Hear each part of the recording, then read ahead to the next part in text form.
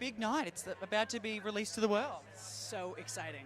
I am so excited for everyone to see this. I can't wait to hear the reaction that we get from as the series progresses here. So, Because what was your reaction when you first read the script for the first time? well, they wouldn't give me the ending until deep into it. I will say that they held off on that, and it's going to be so satisfying. Trust me.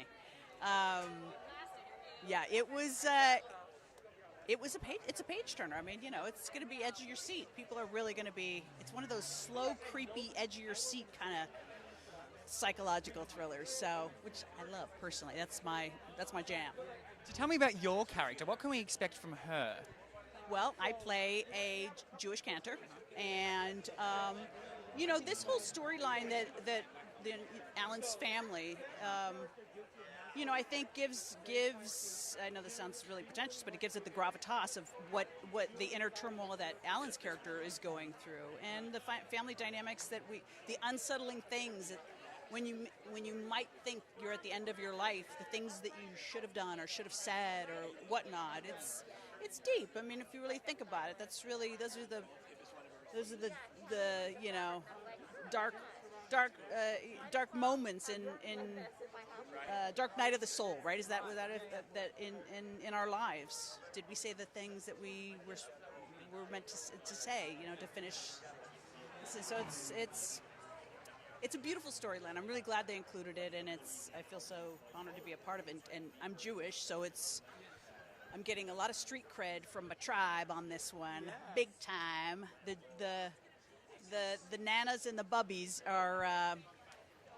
I'm getting some love. I'm going to be getting some love that way in my Jewish community. Well, it's nice to see things that things have it's just so much more inclusive Hollywood. Even in the last 2-3 years, it's amazing to see how. I mean, we've got a long way to go, but we do have to acknowledge how far we have come at the same time. In what way? What were you speaking about? I think just in general, I think in opportunities for women to play juicy, really good, dynamic characters.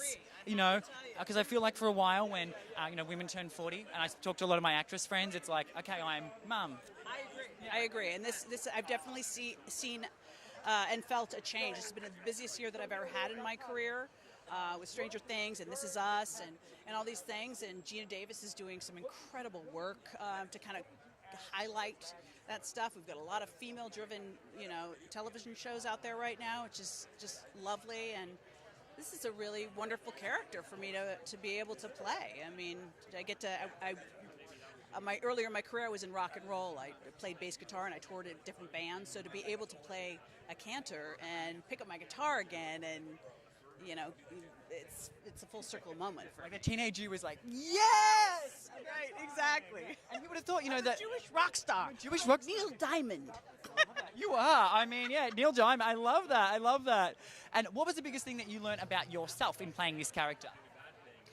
That how attached to my faith I really am. I'm not Orthodox, but I played in some of these temples, and even before we shot, I did a Friday night service. They let me come, and these are temples that I grew up in because I'm a native Angelino. So just realizing that I never thought of myself as a religious person, but that I do have,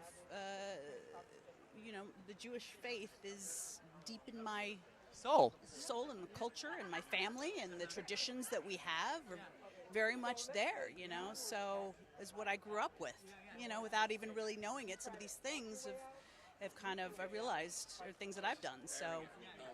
Amazing. Well, what is it that you hope that people walk away from when they do watch the show?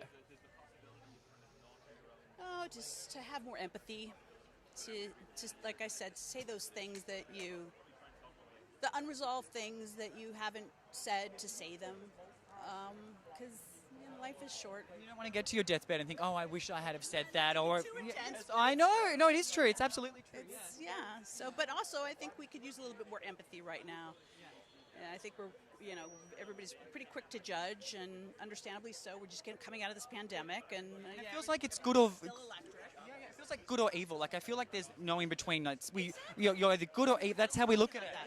We were just talking about that. Yeah. Most people are somewhere in between. No one's all good. No one's all. We're humans. It's a spectrum. Way more complex than that. Way more complex. So yeah. I agree. Well, see, shows like this, like these little things all add up, and hopefully we become more empathetic.